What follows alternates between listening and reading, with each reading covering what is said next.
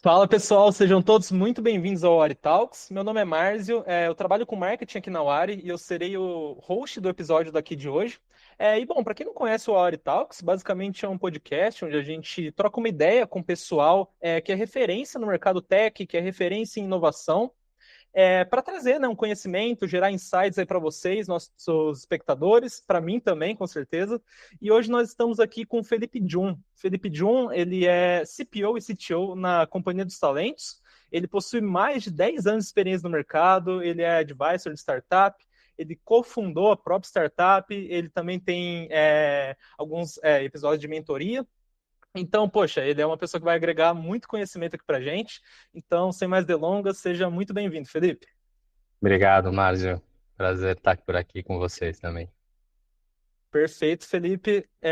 Gente, vou aproveitar só esse momentinho, viu, Felipe, para fazer o merchan aqui do nosso podcast, Porra, manda bala. como bom profissional do marketing. Mas, bom, pessoal, a Awari, para quem não sabe, é a melhor plataforma para aprender tecnologia no Brasil. Atualmente, nós oferecemos formações completas com trilha de aprendizado na área de dados, gestão de produtos, design, programação. E as pessoas que forem nossos alunos, eles têm acesso a aulas ao vivo e aulas gravadas com instrutores que são extremamente referência no que fazem. Além disso, a gente também tem mentoria em inglês, em português, com mentores que trabalharam ou trabalham nas maiores empresas de tecnologia do mundo. Eu acho super massa. E também falando para vocês, se vocês estiverem acompanhando esse episódio, tiverem interesse em fazer parte da comunidade, a Wari vai oferecer 10% de desconto aqui para quem estiver assistindo esse podcast. Então, se você quiser resgatar, é só entrar em contato. Se o Felipe me permitir, posso usar seu nome como cupom de desconto para o pessoal resgatar? Lógico, lógico. Fica até mais fácil, né? Fica até mais fácil, verdade. Perfeito, então. Então, vocês digitando o cupom Felipe10 ao entrar no nosso link de candidaturas, que vai estar no QR Code aqui embaixo, vocês já conseguem resgatar esses 10% de desconto. Mas, bom, terminei o merchanzinho aqui, Felipe. Boa. Agora, como leigo no assunto, cara, e como alguns espectadores talvez possam ser, vou perguntar para você, cara, o que que é um CPO, o que que é um CTO? Boa, legal, legal. Cara, primeiro, nem vou cobrar pelo merchan, hein? Olha só. O nome tá simples, Felipe 10, eu aproveitaria o desconto. Obrigado, Felipe. Mas vamos lá, cara. Brincadeiras à parte. Putz, o CPO e o CTO, basicamente o P e o T são de produto e tecnologia, né? Então hoje eu assumo a cadeira tanto de produto quanto de tecnologia aqui na Companhia de Talentos. E basicamente o C é de C-Level, né? Então, pô, trocando em miúdos, o diretor de produto e tecnologia é o nome mais bonito, fica mais chamativo ali. Então fica mais Perfeito. divertido de falar, cara. Perfeito, Felipe. E, cara, eu sei que é um cargo muito importante dentro das organizações, e eu queria saber um pouco sobre você. Como foi sua jornada, cara, para chegar até esse ponto? Eu vi que você já começou sua carreira, pelo menos o que eu tive acesso no LinkedIn, como um founder da Law Design, né? Queria saber, cara, como foi essa sua trajetória? Cara, ela foi bastante variada, eu mudei bastante a minha trajetória ao longo do caminho, né? Então, eu fundei a Law Design com alguns amigos lá atrás, ainda estava na faculdade. Aham, Aquela ânsia de querer trabalhar, tal. Tá, vamos fazer uma empresa, vamos fundar uma startup, não sei o quê. Obviamente depois eu acabei saindo. A LoL existe até hoje, acho que já mudou até de ramo, setor, etc. Virou acho que uma fábrica perfeito. de software, BPO, algo do Aham, gênero. Faz bastante tempo que eu não falo com eles, mas a minha primeira experiência realmente profissional ali numa empresa mais tradicional, né, vamos dizer assim, foi no próprio BTG. Eu comecei como estagiário de private equity, né? Então eu legal. começo num setor completamente diferente de produtos, completamente voltado ali para o mercado financeiro. Aham, Mas completamente. ao longo do caminho, eu acho que isso que foi muito legal, né? Eu fui para a operação da Brasil Pharma e lá eu já tive a oportunidade de começar a ter contato com produtos, aqui muito na linha de produtos físicos, né? Então, cosmético, eu Uhum, lancei a própria linha de vitaminas ali, de marca própria. E essa sensacional. experiência acho que foi muito, muito legal, né? Porque me deram a oportunidade de olhar, né, do começo ao fim, end-to-end, o lançamento de um produto que ia desde a tese Uhum. de mercado, entender o consumidor, entender o mercado. Naquela época não existia, né, o que a gente estava falando de product design, design Sim, thinking. Era um negócio que estava muito no começo aqui no Brasil, quase nem se falava, na verdade. E com aquela coisa toda fresca na cabeça, eu virei e falei assim, cara, e se eu ficar uma semana numa farmácia, o que que acontece? Né? E é o famoso, cara, tá lá com o usuário, tá lá, né, entendendo o comportamento de compra. Então foi super legal essa trajetória até realmente lançar essa linha de produtos, perfeito. mas não era nada digital, Ah. né? E aí Uhum. sempre rola aquilo, né? Todo mundo fica falando com você, fala assim, cara, mas você precisa ter uma multinacional no currículo, né? Pô, 10, 12 anos atrás era importante ter uma multinacional no currículo. Eu vou para Vivo. Pô, Perfeito. é a Vivo, né? Quem não conhece a Vivo, vou lá para Deu os Vivo, olhos já, né? Aham. aquele navio transatlântico, cara, botar 7 mil pessoas num único prédio. E eu meio que mantive essa lógica de produto, né? Eu entrei no time que era responsável por criar essas ofertas aí de combo e tal. Perfeito. E, e foi uma experiência super rica, assim, né? Eu mudei algumas coisas do portfólio, entendi como é que funcionava uma empresa grande, fui Aham. super bem reconhecido por várias coisas, e sempre levando, né, no sangue aquele negócio de, pô, vamos testar. Então, existe um laboratório, a gente Sim. testava a oferta, ouvia o cliente, enxergava a base de dados. Mas, pô, eu acho que essa inquietude toda me levou para startup. E aí eu fui para a Livelo. Aí na Uhum. Livelo realmente foi quando eu me transformei no, num Product Owner, ali, Product Manager. A gente já usava o Agile, a gente já estava aprendendo tudo isso. E Perfeito. aí, dali para frente, foi muito mais focado em carreira de produtos digitais, né? Então eu saí da Livelo, fui para a VR, Uhum. então cuidando de produtos digitais, cuidando de lançamento de novos produtos, inovação ali.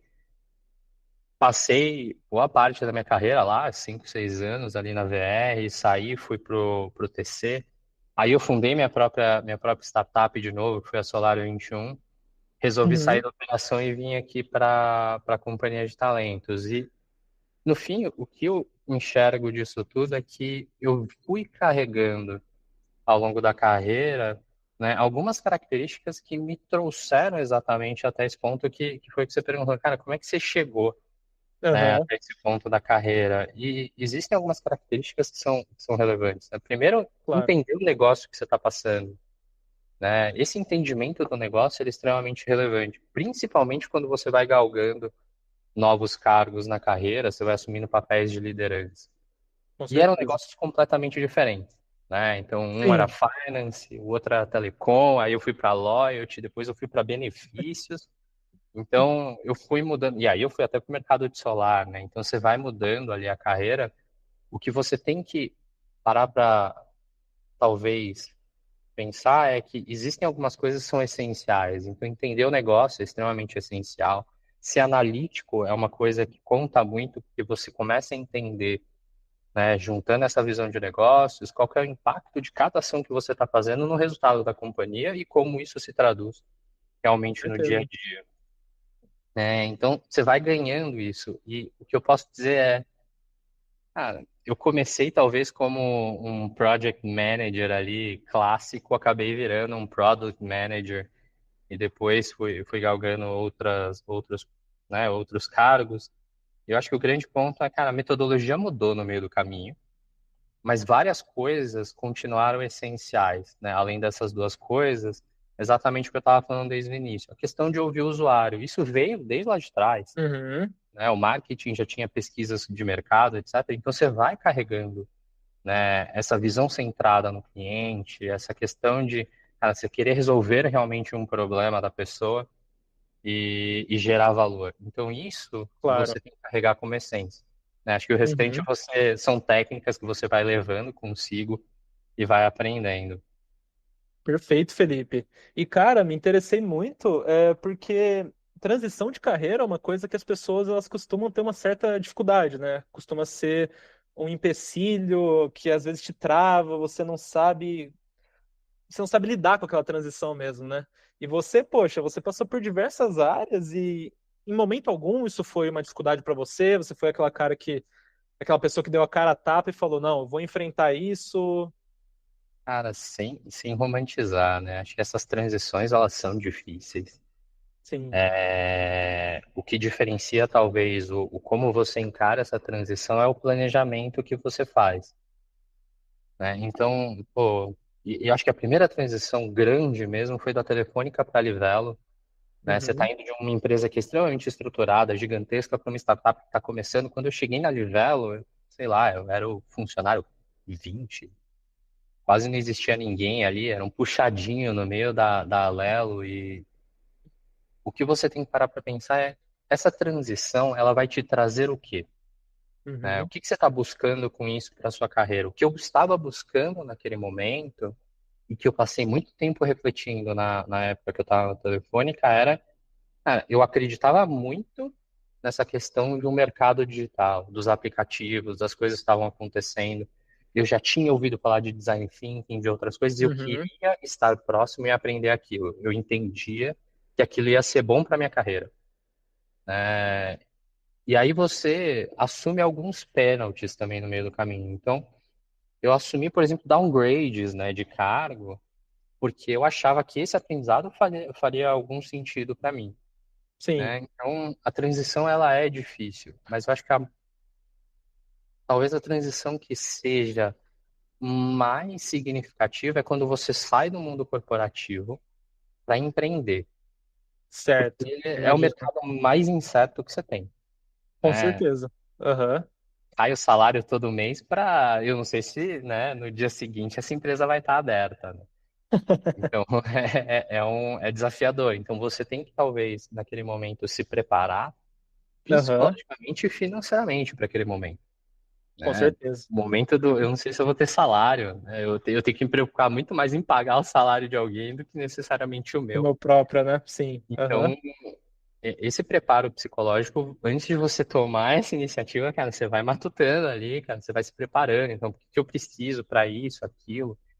Essas transições, elas demandam um planejamento e elas demandam você entender o que realmente você está buscando com tudo isso. Então, são difíceis, elas não são fáceis, por isso que eu falei que é difícil romantizar, que foi lindo, maravilhoso. Foram várias noites sem dormir, inclusive, em vários momentos. Aham, Mas todas imagino. elas valeram muito a pena, né? Acho que todas elas me trouxeram, realmente, essas experiências me trouxeram talvez um repertório muito grande para atuar hoje como eu atuo. Perfeito, perfeito, Felipe. Muito massa, cara. E falando especificamente desse momento em que você virou e falou, pô, vou auxiliar na fundação dessa startup. Qual foi o insight que você teve para isso? O que te chamou a atenção nesse projeto? Ou foi mais essa vontade de empreender que você tinha mesmo? Cara, eu sempre empreendi, né? No paralelo, eu sempre abri coisas, fechei, deixei falir, enfim. É aquele cenário do você já fracassou muito mais do que teve sucesso e você acaba não contando porque ninguém pergunta, né, do fracasso. Ah, Mas não, com certeza. já tinha tido umas 4 iniciativas que fracassaram e eu tinha aquele negócio do eu quero, né? Eu quero montar um negócio novo. E eu conheci essa tese da Solar, achei fantástica na época. Pô, energia solar por assinatura. Era Pô, uma que coisa que legal, cara. existia. Putz, o Elon Musk fez isso nos Estados Unidos com a Solar City e, cara, existia a Enpal na Alemanha. Duas referências mundiais extremamente captadas, extremamente bilionárias, com um modelo que fazia completamente sentido. Negócio extremamente caro, cara, inacessível e a gente democratiza aquele acesso. Que legal. E aí eu falei assim, fantástico, cara, por que que a gente não faz isso mesmo? E aí eu pulei de cabeça no projeto, com mais 4 sócios, 3 sócios na época, depois viraram 4, Aham, exatamente para tornar aquilo tudo operacional, né? perfeito. Então, fiquei lá por 3 anos, né? Várias noites sem dormir, é o famoso trabalho enquanto eles dormem e tudo mais. Puro, puro, puro suco do sucesso ali, ficar acordado até de madrugada. Mas a gente montou uma empresa que hoje O que eu posso dizer, cara, super sucesso. A gente pivotou o negócio para ser franquia, até para gerar caixa, né? Em algum momento o Que que aconteceu legal. foi o mercado secou a fonte de mega captações Aham, e até essa experiência foi boa, porque a assinatura já pagava, né, o Solar 21.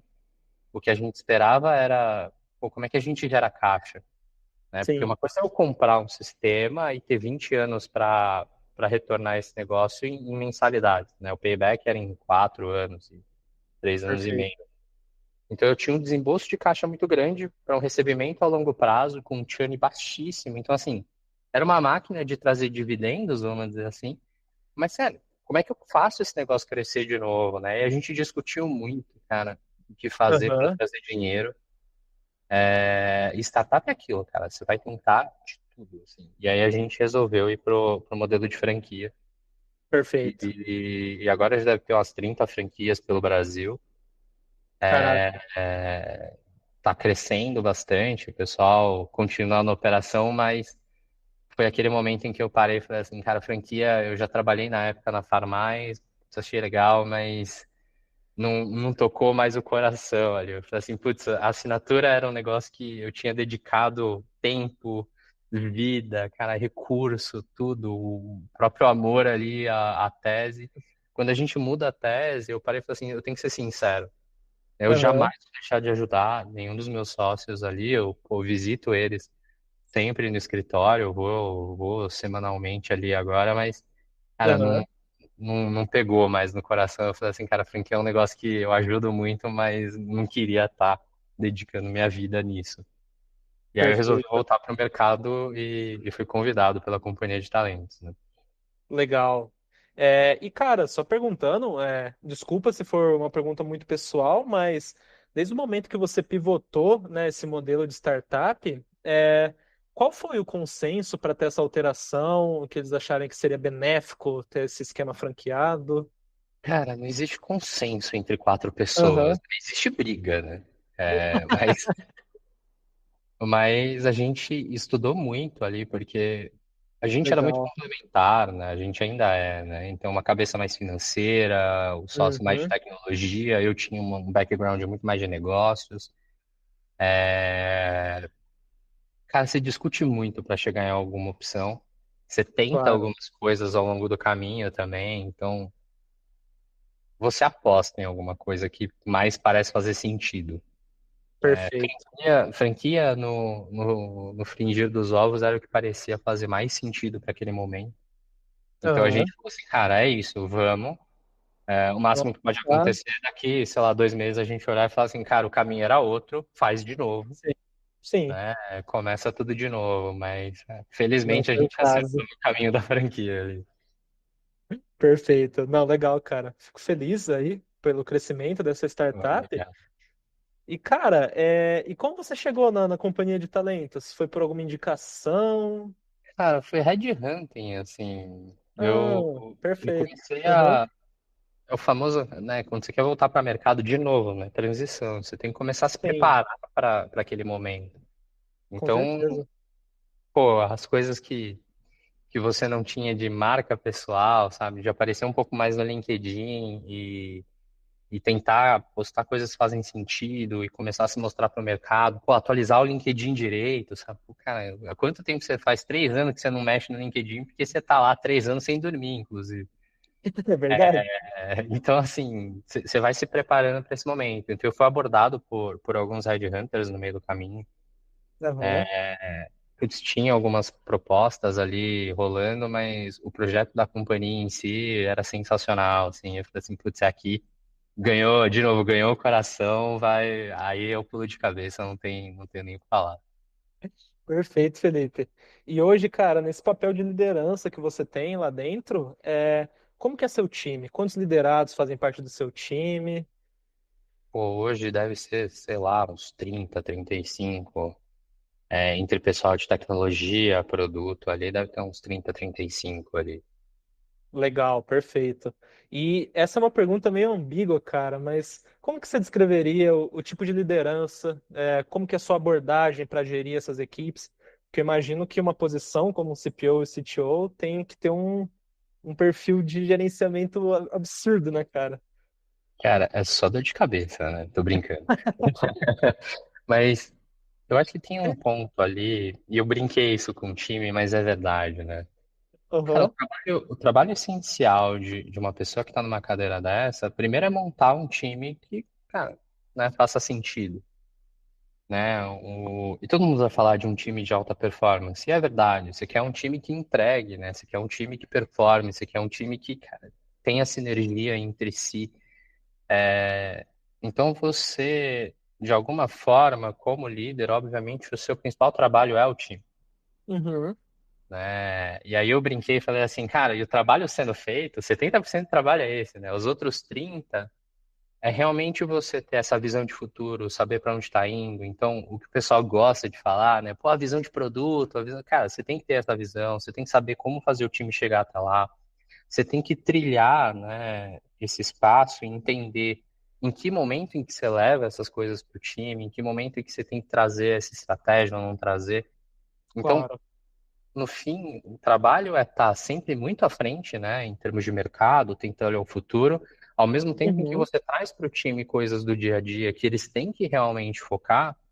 E aí é óbvio que você lida com OKRs, você lida com métricas, né? Eu sempre falo com um time de lead metrics, lag metrics. Então, cara, foquem no que vai mexer o ponteiro, né? Não Certo. no KPI de vaidade. Pô, fizemos tanto, assim, cara, mas o que que faz a gente chegar nesse OKR?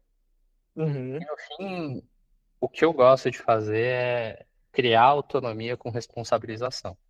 Né? Pode parecer clichê, mas na minha visão e o que sempre deu certo ao longo da carreira foi, cara, objetivo claro.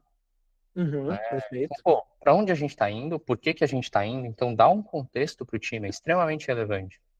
Né? Ninguém acorda de manhã e fala assim, nossa, eu vou achar ótimo colocar aquele número naquela planilha. Para quê? Entendeu? Não, não tem. Ninguém acorda pensando que é ótimo botar 1.232 vezes 400. Ninguém faz isso.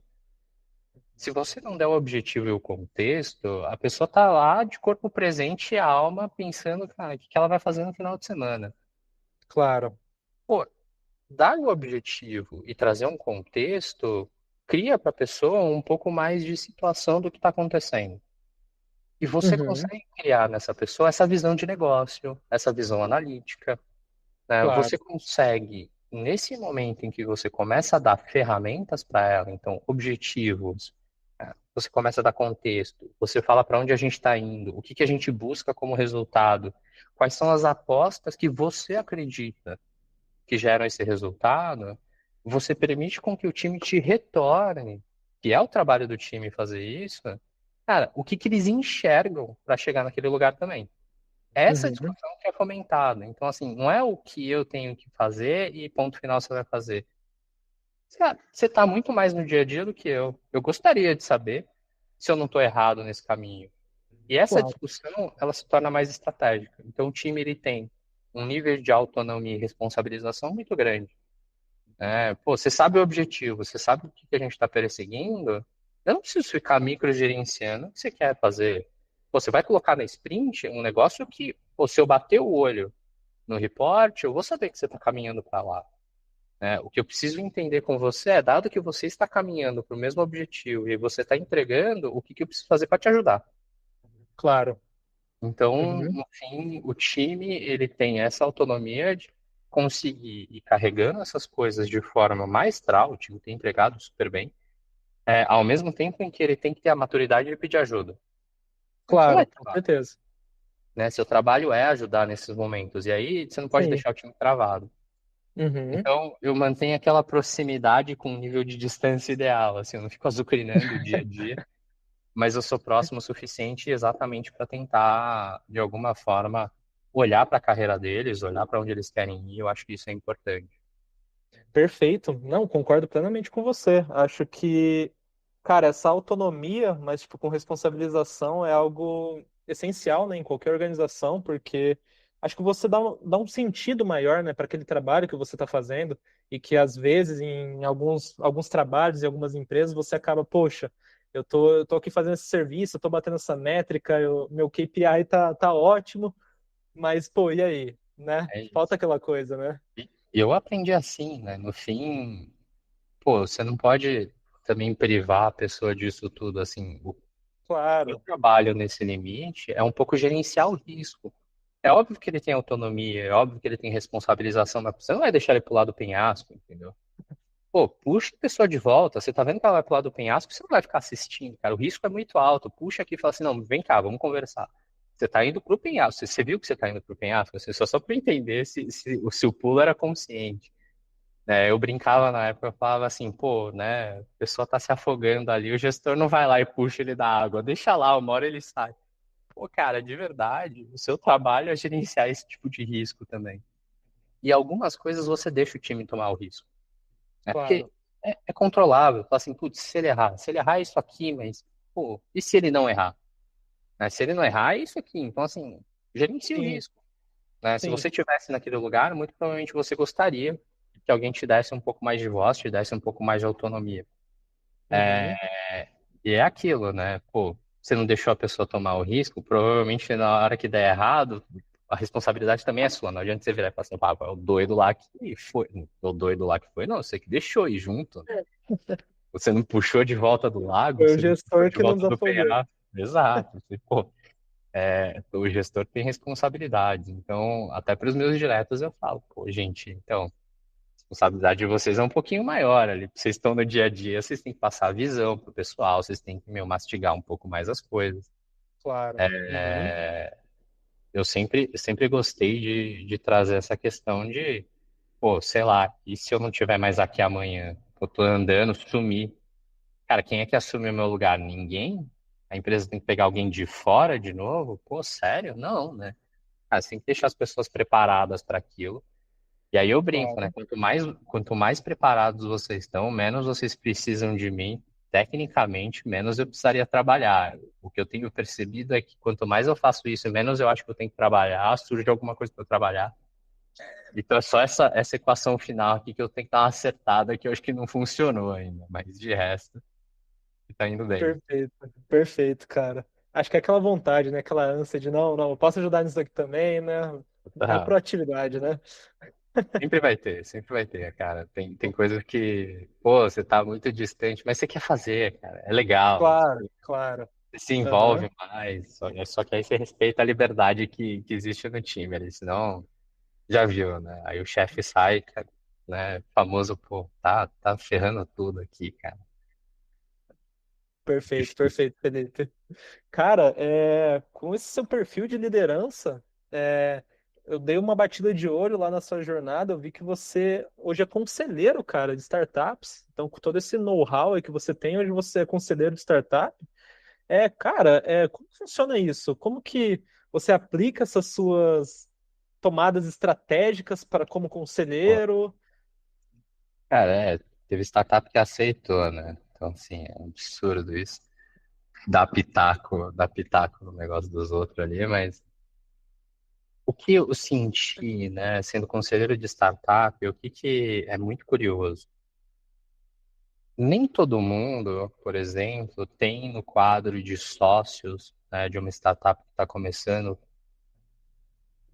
um quadro parecido com o da Solar. Pô, eu tenho um background muito de negócios, então, pô, já fui de finance, entendi de marketing, atendimento, produtos, tecnologia. Tem um cara que é super de tecnologia, cara, entende muito de engenharia elétrica. O outro que, meu, foi criado, nascido e até hoje respira o mercado financeiro, e o outro que é de growth. Então, assim, isso é extremamente complementar. Você consegue, sozinho, ali numa cúpula, tomar algumas decisões, até porque a gente já tinha carreiras, né, fora, então eu já tinha sido diretor antes de ir para uma startup dessa, o meu sócio também, o outro também, então existe ali um arcabouço de pessoas que têm um pouco mais de maturidade para tomar decisões e conseguem fazer isso.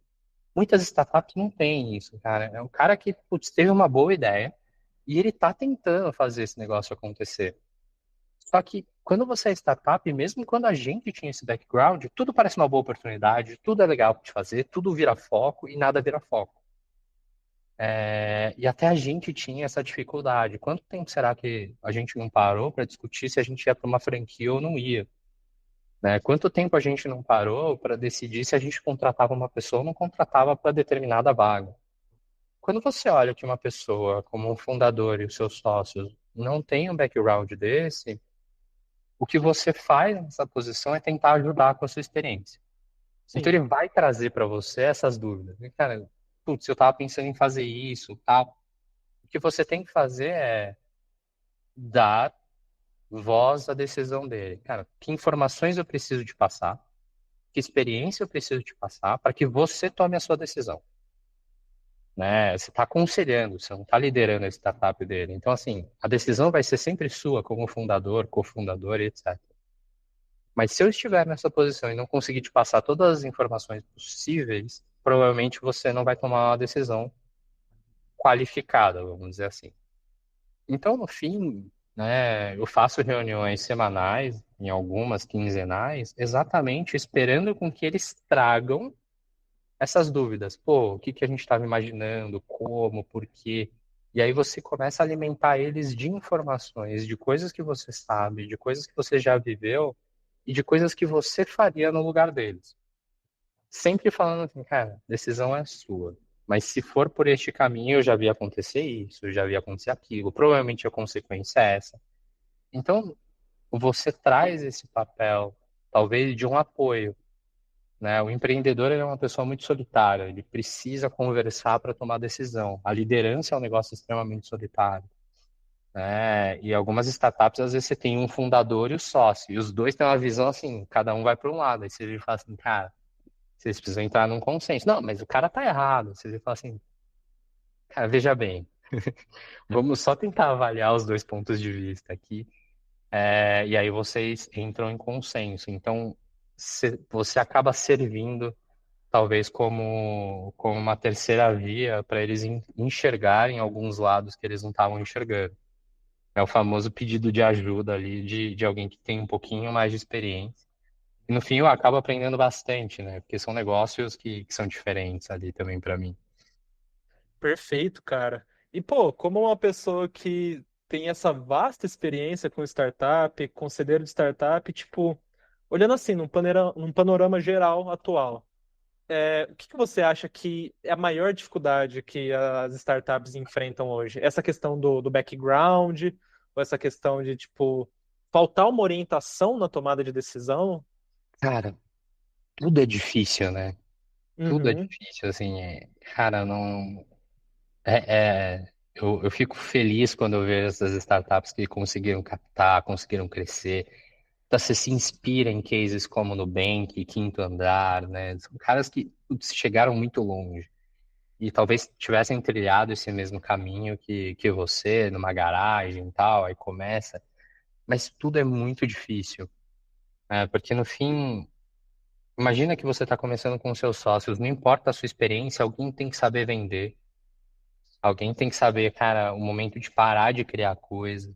Alguém tem que saber fazer marketing, alguém tem que saber fazer o site, alguém tem que saber, cara, fazer a comunicação institucional. Então, no fim, o, o empreendedor de startup, ele é talvez o empreendedor num setor diferente do senhor que abriu ali um restaurante, uma pessoa que quis abrir um negócio mais tradicional. Ele tem que fazer tudo, absolutamente tudo. É, Eu acho que o desafio está muito ali. E aí, tirando todos os outros desafios que todo mundo conhece, pô, tem imposto, governo, burocracia, putz, tudo isso. Mas uma coisa que foi mindset da galera de startup por muito tempo, né? Nos mega rounds, cara, eu vou fazer esse negócio, vou vender a ideia, vou captar um monte e vou crescer. Cara, quando secou a fonte, muita gente que não tinha chegado no product market fit, ele quebra. Porque você não vende a solução mais. E a sua solução não dá dinheiro de verdade. Então, assim, não acho que foi ruim. É o que eu falei, cara. Quebrou umas 4 empresas já. Não deu. A sua ideia não era boa o suficiente ou não resolveu o problema de alguém de verdade como você imaginava e tá tudo bem. Acha outra ideia e vamos em frente. E eu acho que é nesse momento em que você começa a perceber esses obstáculos que você tá sozinho, cara. Você tá sozinho. Então, assim, Pô, quem é que sabia de RH no Solar 21? Ninguém sabia de RH. Olhava pro meu sócio e falava assim, cara, beleza, eu assumo esse negócio. O que que eu sei de RH? Nada. Nada. Vai ler livro, vai entender o sistema, vai puxar não sei o quê. Usa o bom senso, sei lá. Mas, de alguma forma, você acaba se virando. E esse negócio de ficar se virando, ele é difícil. Então, assim, Uhum.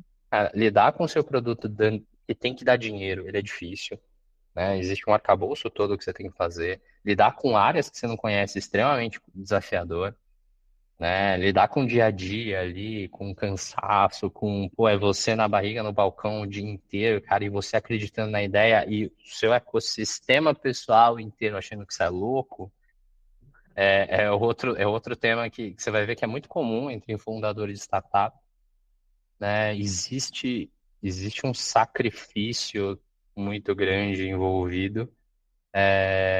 E a gente brincava, né? Existe um nível de perseverança muito alto, porque você tem que separar realidades dos Brasis, né? Existem pessoas que empreendem por necessidade, mas geralmente quem abre uma startup, essa pessoa teve uma ideia, ela está bem estruturada e ela vai tentar fazer essa ideia dar certo, né? E nessa linha, cara, pô, você tá lá, você tá com a barriga no balcão igual, só que talvez você esteja numa situação um pouco diferente. Então você tem ali ao seu dispor outras ferramentas que talvez outros empreendedores não tenham, como um conselheiro.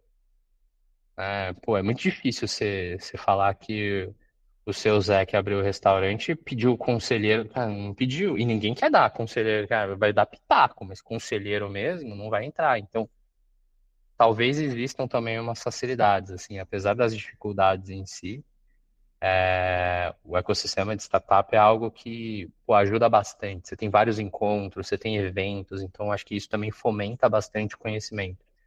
E tomar decisão nessa hora, você precisa disso, você precisa beber de todas as fontes para tentar entender para onde é que vai tudo isso, cara. É difícil, é difícil.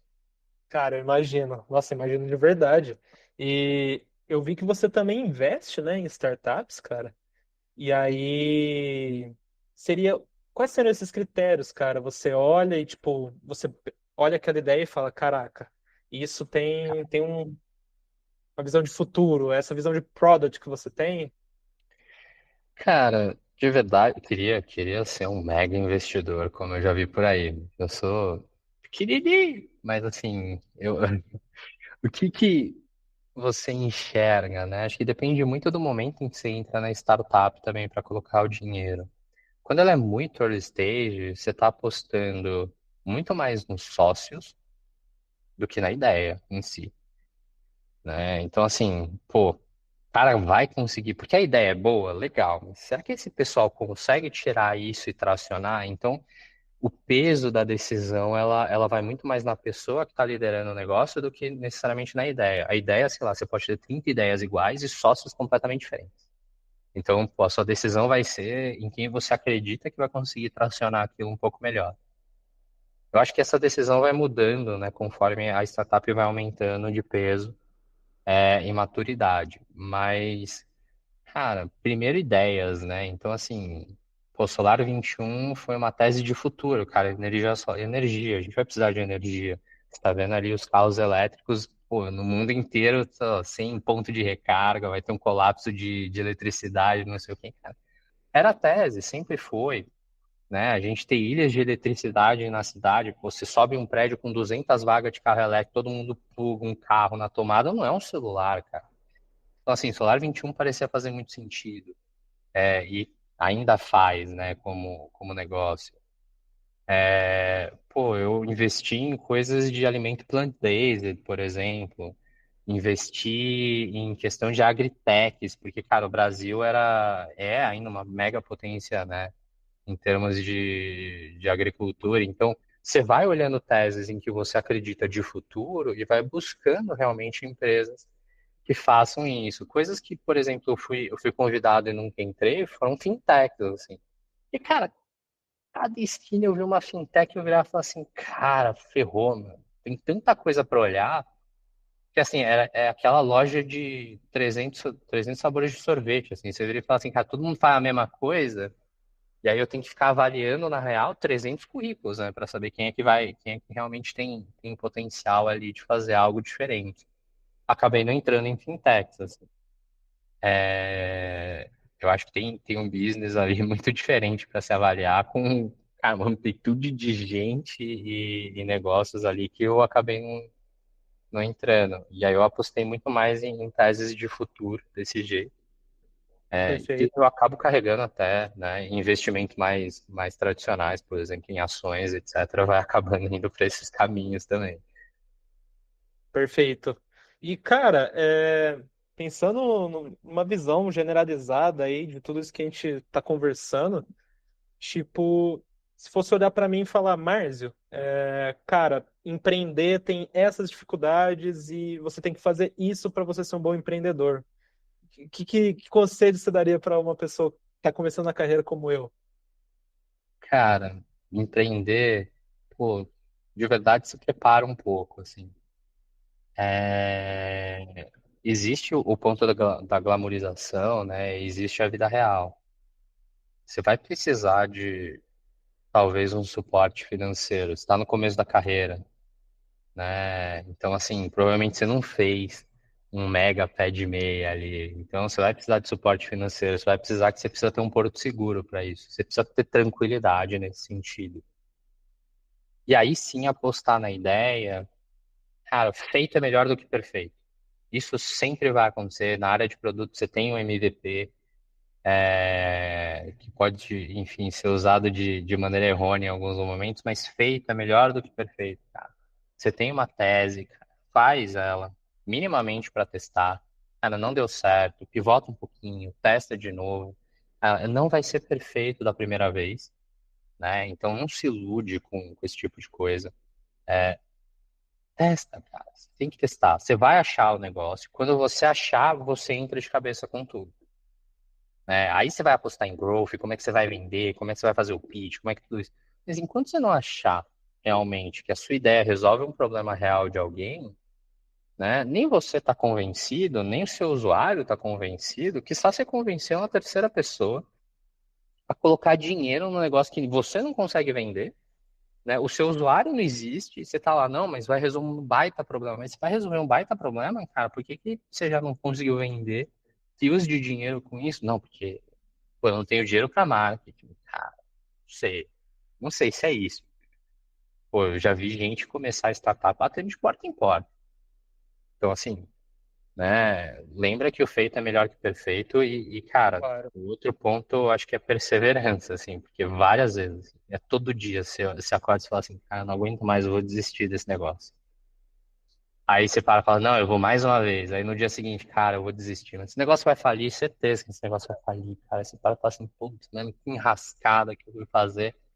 Então, assim, você vai ter esses sentimentos, cara. É uma montanha russa todo dia. Durante um dia, provavelmente você vai passar pela montanha russa da euforia à pior depressão possível. A questão é se você realmente acredita no que você está fazendo, então vai em frente. Em algum momento pode ser que dê. E aí o Uhum. ponto do em algum momento pode ser que dê, lembra que você tem que ter a maturidade de entender o momento também de, cara, chega, né? Esse é o limite, acabou, já não deu certo, vamos para a próxima. E isso é muito difícil para o empreendedor, cara. Se apaixona pelo negócio, você vai indo, vai indo, vai indo, vai indo, vai indo, quebra, você tenta de novo, cara. Existe um limite, eu acho que esse limite é muito difícil de achar, assim. Mas Sim, é sim. importante ficar atento nele. Perfeito. Nossa, cara, eu imagino que é necessário muita resiliência, né, para lidar com tudo isso, porque pô, o caminho é longo, né? Da noite pro dia, não é que a gente vai conseguir os resultados que a gente deseja, né? Tá, cara, muita. São muitas noites sem dormir. De novo, eu sempre vou repetir isso, porque acho que foi a época da vida que eu menos dormi. E eu tinha achado que era faculdade, né? Não era. Aham, aham, não Não era, era, não. não era, cara. Aí eu falei, putz, entrei no banco de investimento, varando noite também. Não foi, cara. Na hora que eu abri uma startup, putz, meu, você acha que você ficou 4 dias acordado no carnaval ali e tava destruído? Você imagina fazer isso, assim, 2 semanas seguidas? Cara, com Nossa, preocupações no nível de, pô, será que esse negócio vai dar certo mesmo? Vai quebrar sim, amanhã? É difícil. É uma cara, carga imagino, emocional pesada, né? imagino. E, Cara, nessa área de produto, imagino também que para fazer o lançamento de um produto, deve ter toda essa apreensão, deve ter toda essa dificuldade, esse planejamento prévio, esse espírito empreendedor aí. Cara, como que é esse processo todo? Cara, cada produto é um produto, né, para ser lançado. Tem produtos que você vai lançar features, tem produtos que você vai lançar por inteiro. Pô, obviamente, o clichêzão, né? Você tem o roadmap, você tem as entregas das sprints, você tem o backlog, você tem o MVP para entregar. Mas eu acho que o principal no lançamento de um produto, principalmente quando você está numa empresa, cara, é alinhar todos os stakeholders. E eu não estou falando do C-level, não estou falando dos diretores, não estou falando nada disso. Stakeholder é todo mundo que está no projeto, né? Então, assim, pô, você é o PM daquela feature que vai ser lançada, pô, cara, você já alinhou o pessoal de atendimento, você alinhou o pessoal de marketing com antecedência, porque assim, não adianta você virar e falar assim, lancei, agora vamos vender. Pô, o cara de marketing tem um tempo dele para fazer o copy, para fazer a cadência do growth, para programar as campanhas. Então, assim, você tem que orquestrar bastante coisa, né, no lançamento de um produto que vai desde a pessoa do pós-venda até a pessoa realmente de growth ali, end to end, para fazer esse negócio acontecer. Aham. E mais do que isso, você precisa medir, sei lá, se esse negócio está realmente performando do jeito que a gente deveria. Será que você está perguntando para o usuário se não faltou alguma coisa? Não tem problema a gente não ter um mega boom de lançamento. Tem problema se você não achar onde é que tá a falha ali do volume, né? Pô, não vendeu. Por quê? Caralho, o preço estava errado. Pô, ajusta o preço, tá ótimo. Ah, putz, pô, apertou o botão e não funcionou. Pô, mas podia ter testado ali atrás. Então, assim, Sim, como é que você gerencia o risco de coisas muito, né, crassas ali acontecerem? E como é que você alinha todo mundo que está envolvido naquilo? claro. Então, Uhum. no fim, lançar um produto exige do PM ali um pouco de visão de negócios que talvez seja novo, né, para ele. Legal. E aí o nosso papel como diretoria e liderança é tentar, pô, dar uma ajudada ali, falar assim, gente, então ó, o time vai lançar isso aqui e tal, a linha aqui em cima, a linha ali embaixo, e tal, tenta orquestrar junto com o time, porque o sucesso deles acaba virando o seu, Claro. né? Então, Uhum. pô, é difícil, é trabalhoso, mas, cara, lançar um produto é muito legal, assim, para quem gosta da área, para quem sabe ali que já lançou, pô, eu já lancei alguns, assim, cara, é muito legal. Assim, mesmo quando dá errado, é muito legal, em função do aprendizado. Óbvio que você fica frustrado, né? Ninguém gosta de errar. Com certeza. Aham. Mas no fim, pô, eu olho pra trás, assim, a história, eu acho super legal, mesmo na época que deu o mais errado possível ali. Você fala, putz, cara, eu podia ter feito isso, meu, ia dar certo se fosse só isso aqui. E aí Aham. você acaba levando como experiência, né? Então, no fim, acho que existe esse lado de, sim, é desafiador, é complexo, você precisa de muita gente para fazer dar certo, Claro. Uhum. e cabe ao time de produtos orquestrar tudo isso de alguma forma, né? Claro, com certeza. E, cara, você respondeu uma pergunta que eu ia te fazer, e eu queria saber sobre essa questão dos stakeholders que são envolvidos nesse lançamento do produto. É uma característica mais sua, digamos assim, de envolver a organização como um todo nesse processo? Você Cara, acha que isso é mais fundamental para o lançamento? não deveria ser uma característica só minha, assim, né? No fim, todas as áreas são fundamentais para um lançamento, né? Eu sempre falo para o pessoal nas mentorias ou em aulas que eu dou, cara, o produto é core, né? Ele é um meio de você resolver alguma dor, seja um produto ou um serviço, mas ele é um meio de você resolver alguma dor. Mas vamos lá, tu vai lançar esse negócio, você é o PM, você vai vender? Você é o cara que vai bater na porta ali do cliente e vender? Não vai ser você. Então, assim, se você não garantir que a galera de vendas entendeu o produto, é lógico que vai ser um fracasso. Assim, o cara não sabe vender, ele não sabe que dor que você está resolvendo, ele não sabe o que você estava buscando, ele não conhece o seu usuário tão bem quanto você conhece durante toda essa jornada. E aí, se você não alinha, altas chances de ele nem dar prioridade para o seu produto. Ele nem conhece o produto, ele tem outras coisas para vender que já estão performando, por que que o seu é muito melhor do que aquele que ele já tem? né? Assim como, cara, o pessoal do marketing. Você vai lançar o produto, deixa ali quietinho. O cara não vai fazer um trabalho de growth, não vai fazer campanha. Então, no fim, se você não alinha todo mundo, imagina você alinhar o. E aí, né, esses são bons exemplos. Você alinha o pessoal de vendas, a galera tá fúria, vendendo, cara. Faca na caveira, meu, faca nos dentes vendendo. O cara tá fazendo campanha de growth, entrando no volume pra caraca, começa a dar problema, a gente começa a chegar no atendimento. A galera do atendimento não faz ideia de que produto é esse. Pô, o nível de reclame aqui que vai surgir, cara, porque assim, o cara não sabe te explicar o que aconteceu com o produto, ele nem sabia que existia. Senhor, pô, desculpa, do que você tá falando? Assim, tipo, então, você precisa alinhar a organização como um todo. Exatamente por essa questão dele ser core.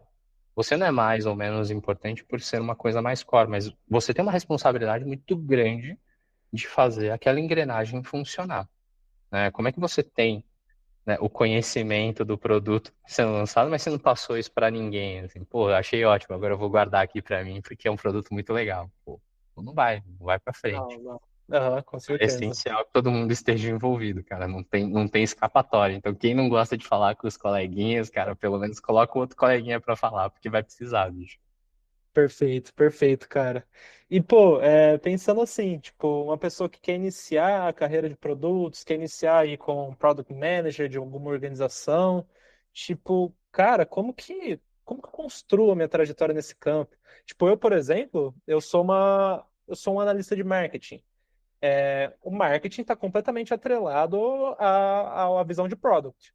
Mas, por exemplo, você acredita que uma pessoa que está entrando nessa área de produto, ela precisa necessariamente ter um domínio, estratégia de marketing? Qual que é a sua visão sobre isso?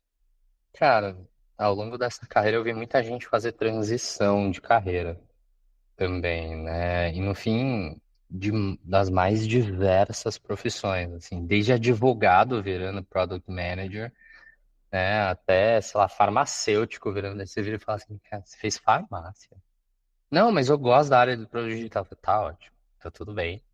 Não é um impeditivo. O que eu acho que a pessoa precisa se preparar é o seguinte, né?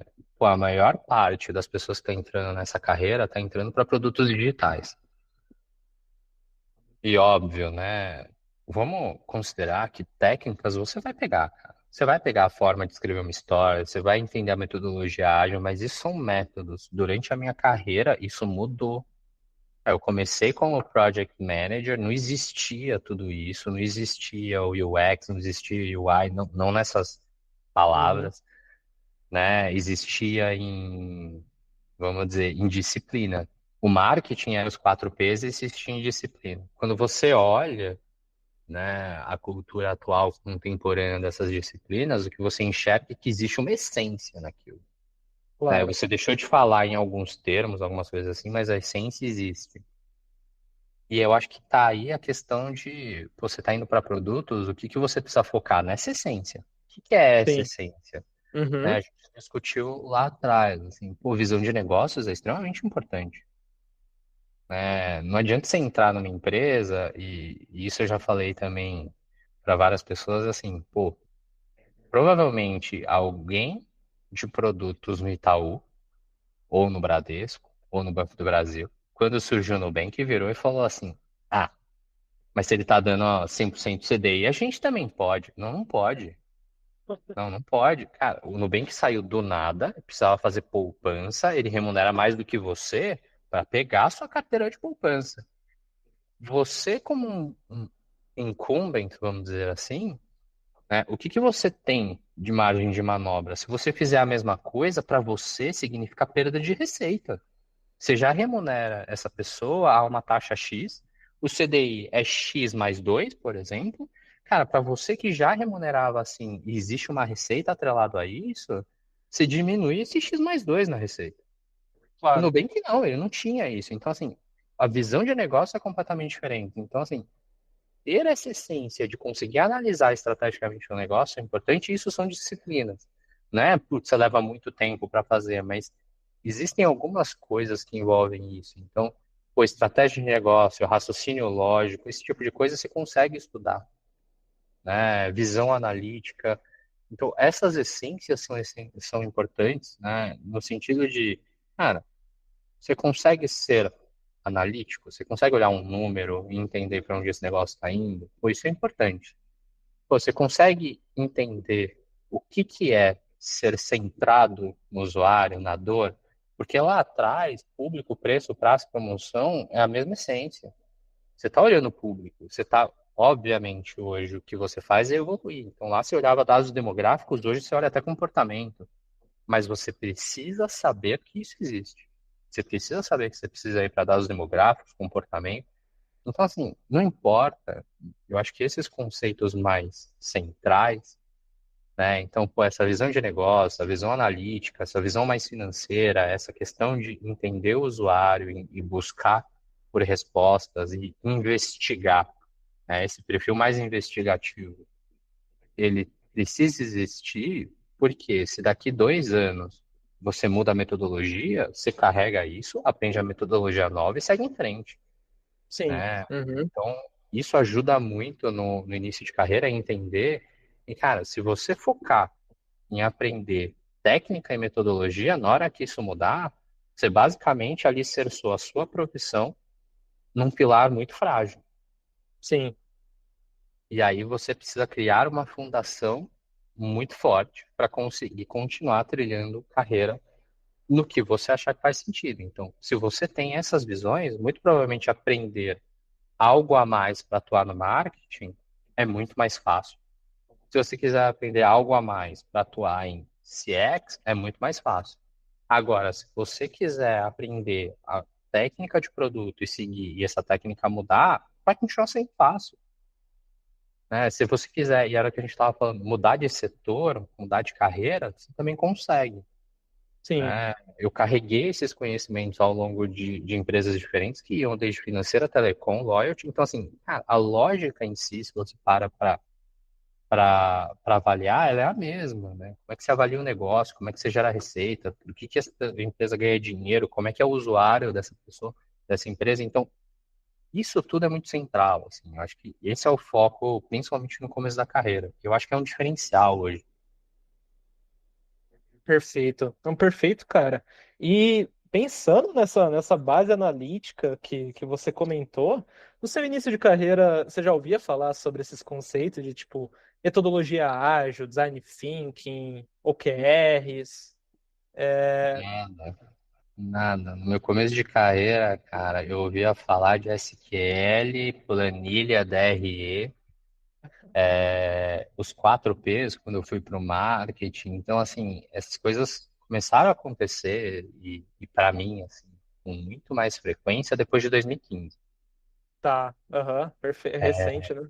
Em 2014 e 2015, se não me falha também a memória, é quando isso começa a surgir no mundo corporativo aqui no Brasil com um pouquinho mais de força. Você começa a perceber que existem consultorias, né, que começam a trazer o Scrum para a mesa, para aprender. Sim, Então, eu brincava, né? Cara, o Abu na época foi o cara que mais fez Scrum com pizza para todas as empresas possíveis para ensinar a metodologia.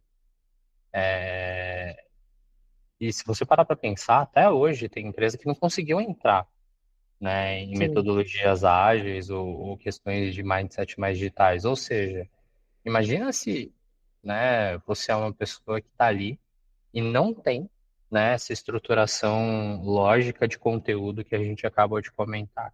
Se a sua empresa não mudar e você aprendeu, ou você muda de lugar porque você acha que é melhor para você com carreira, ou você está muito mais preparado do que todo mundo na sua empresa para quando esse negócio acontecer, claro. né? Então, essa fundação é importante, mas no começo, cara, ninguém falava disso, assim. Conceitos novos, né? São relativamente novos ainda. Sim, sim, aham. E, cara, e pensando nessa atualização constante aí que a gente tem, né? Pô, UX design, UI design, UX writers, product managers, novas estratégias analíticas. Cara, você tem uma perspectiva de futuro boa para essa área de produtos?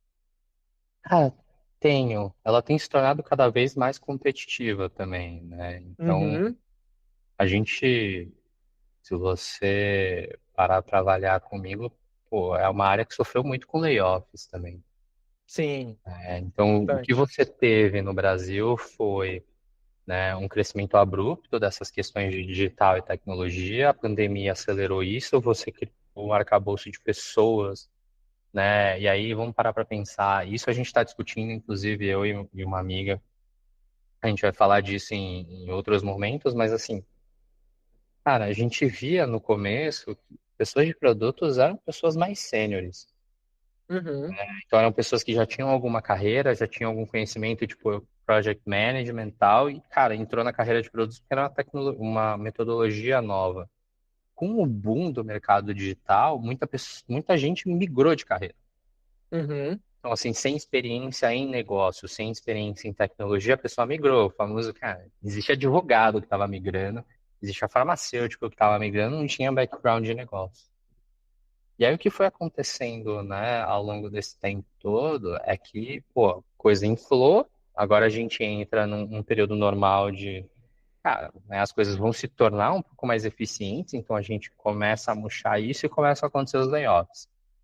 uhum, E aí, falando de futuro, por que que eu falei da base, né? Porque o futuro ele será promissor para quem realmente conseguir mostrar esse diferencial, né? Entre você e outras 300 pessoas que são de produto, mas que todos vocês dominam só a técnica, que é o que a gente estava falando de alicerce mais frágil de carreira, o cara que conseguir elencar mais características dessas que a gente está falando, de raciocínio analítico, visão de negócios, pô, uma visão de marketing, ele começa a se tornar alguém um pouco diferenciado.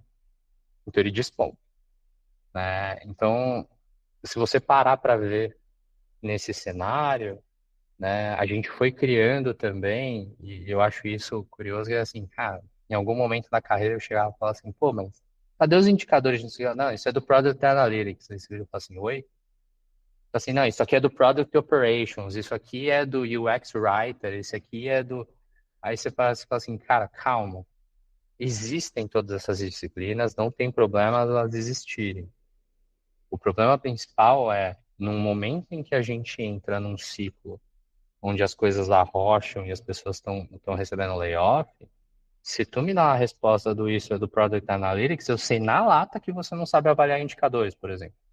sim, E aí, uhum, entre você que não sabe avaliar indicadores e alguém que sabe avaliar indicadores, muito provavelmente essa pessoa ganha destaque. claro, Então, a gente tem que avaliar esse mercado, né, em termos de produto. Pô, será que é legal continuar se especializando numa única vertical ou seria legal a gente ter um pouquinho mais de amplitude de conhecimento? Acho que esse é o primeiro ponto. O segundo é, cara, inteligência artificial. Clichê, mas é verdade. Cara, inteligência artificial é um negócio que já chegou, já tá aqui. já, uhum, Você não usa no dia a dia, muito provavelmente, cara, você tá deixando de ser eficiente em vários pontos, em várias coisas que você poderia estar salvando seu próprio tempo. Cara, você poderia estar usando, e nem precisa pagar, cara. Você poderia estar usando o Copilot ali no Bing, que tem o GPT-4, por exemplo. Você tem N outras ferramentas de inteligência artificial para te ajudar. Mas isso, ela muda um pouco mais a dinâmica do mercado, né? Não só em termos de dia a dia, mas se você sentar numa cadeira de produto hoje e não parar para pensar no impacto que isso traz nas coisas que você está fazendo para o futuro, pô, eu acho que você não está avaliando possibilidades ali que são tendências e talvez são perigosas de acontecerem e você ficar de fora, né? Se você parar para olhar hoje, você tem um device com uma tela de 6 polegadas que está cheio de aplicativo. E beleza, como é que a inteligência artificial vai mudar isso, cara? Pô, todo mundo está criando LLM, todo mundo está fazendo. Então, será que em algum momento você vai precisar desse device? A Meta já tem o próprio Vision Pro, a Apple tem o seu óculos de realidade, o Vision Pro, e a Meta tem um óculos de realidade virtual que eu esqueci o nome. A questão é, cara, as coisas vão mudando de relacionamento, né, em termos de como é que o device se relaciona com você, como é que as soluções mudam de acordo com esses costumes, né? Você claro, tem hoje lançamentos como o Rabbit AI ali, que é um device que, cara, que é titã, assim, você fala com o negócio, ele vai fazer um negócio para você ali, porque, cara, todo mundo cria um LLM que conversa, então, assim, deixa esse negócio conversar com os 30 LLMs que tem no mercado, e fazer o negócio acontecer. Então, eu quero pedir uma pizza, pô, eu quero pedir uma pizza de calabresa com preço tal.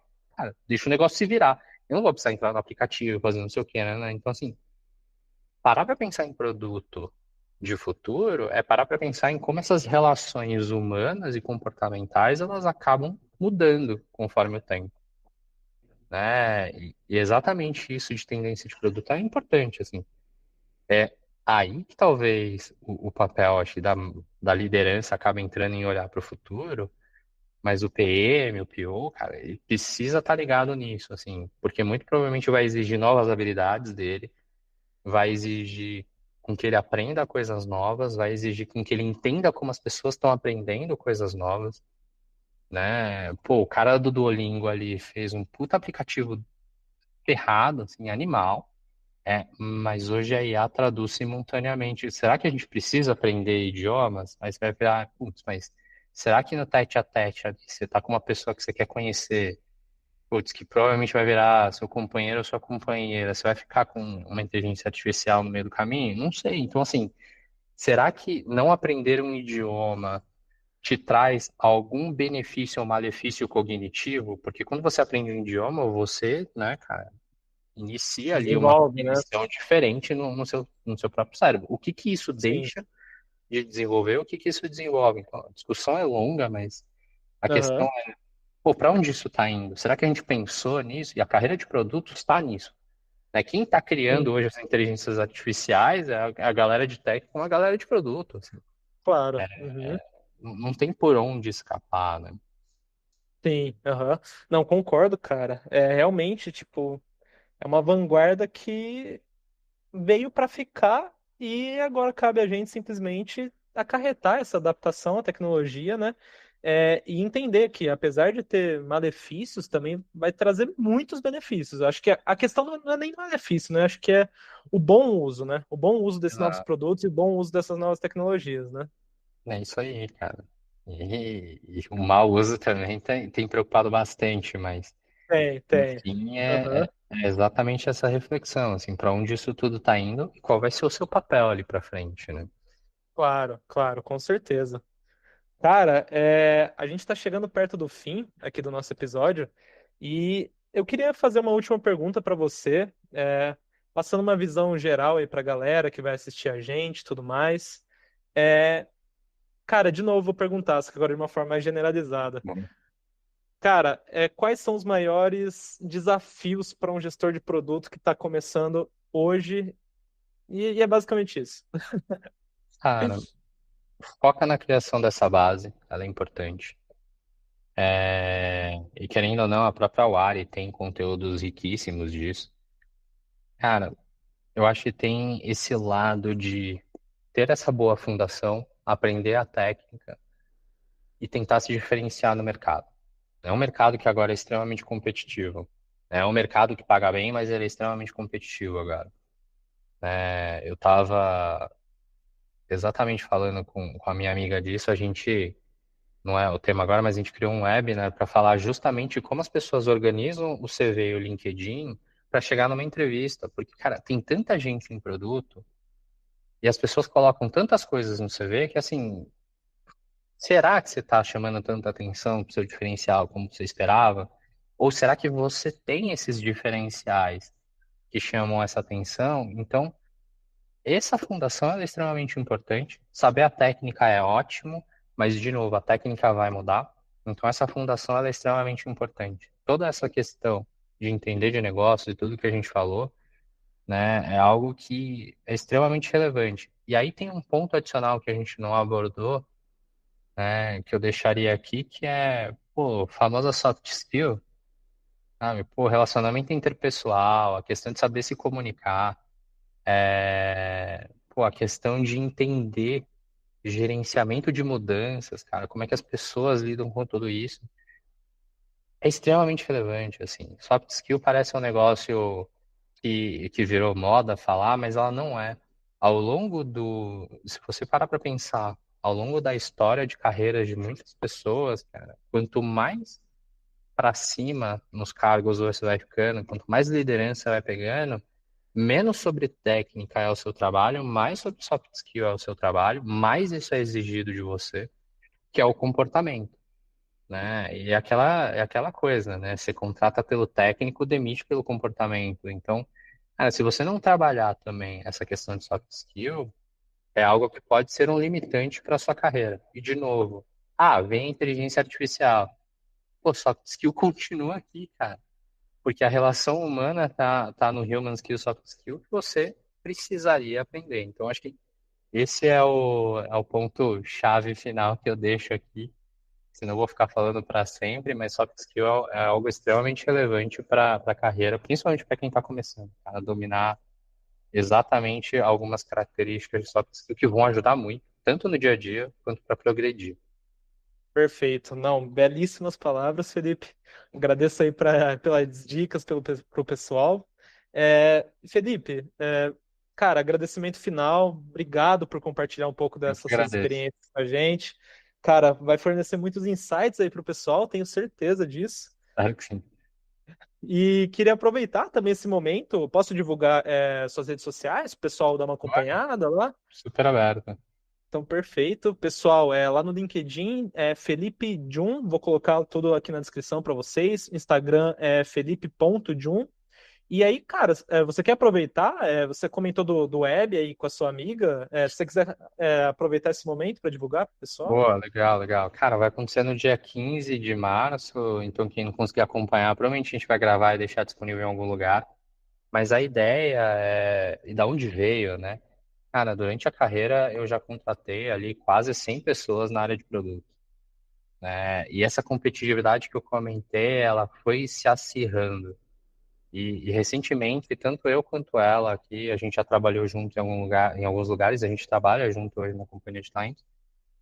Existe uma questão de que, cara, você é abordado no LinkedIn quando você surge uma vaga, você tem um monte de CV para olhar, um monte de coisa.